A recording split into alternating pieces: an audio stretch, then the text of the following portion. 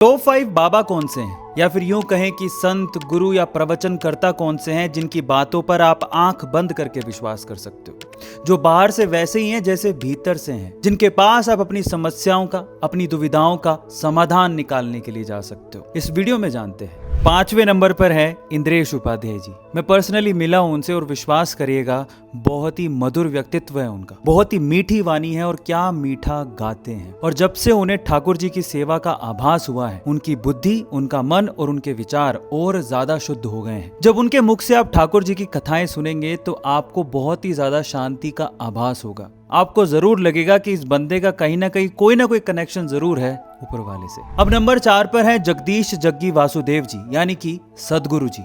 भगवान शिव को समर्पित उनका कोयम्बटूर का आश्रम कमाल का है और जिस तरह से वो महाशिवरात्रि को सेलिब्रेट करते हैं, ऐसा लगता है कि उनके आश्रम में हर एक इंसान पर वाकई उस रात को अमृत वर्षा होती है।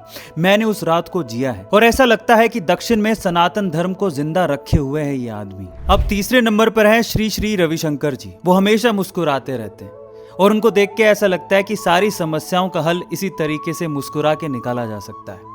उनके आश्रम में, जो बेंगलोर में है, वहां पर एक बहुत बड़ी सी गौशाला है। जब आप वहां पर जाएंगे तो आपको बड़ी शांति का आभास होगा और सुदर्शन क्रिया जो उन्होंने दी है उससे काफी लोगों को फायदा भी हुआ है। अब दूसरे नंबर पर है राम भद्राचार्य जी, जिनके पास दिव्य चक्षु हैं और जिन्हें देख के ऐसा आभास होता है कि 24 घंटे उन्हें भगवान के दर्शन होते होंगे। भगवान श्री राम के होने का अदालत में प्रमाण देने वाले और हनुमान चालीसा में करेक्शन करने वाले यही तो हैं। शंकर सुवन जो बोला जा रहा है वो गलत है। हनुमान जी शंकर जी के पुत्र नहीं है, शंकर जी ही हनुमान है। और अब पहले नंबर पर हैं प्रेमानंद जी महाराज। राधा नाम के बल से हम तुम्हारे सामने बैठे गरज रहे। राधा नाम को हम जैसे कहते हैं वैसे जप करके देखो, अभी आनंद आ जाए। राधा नाम से सराबोर भगवान कृष्ण के समीप ले जाने वाले प्रेमानंद जी महाराज को देख के लगता है कि इनके जीवन का सिर्फ एक ही उद्देश्य है, खुद को और सभी मानवों को राधा नाम में रमा देना।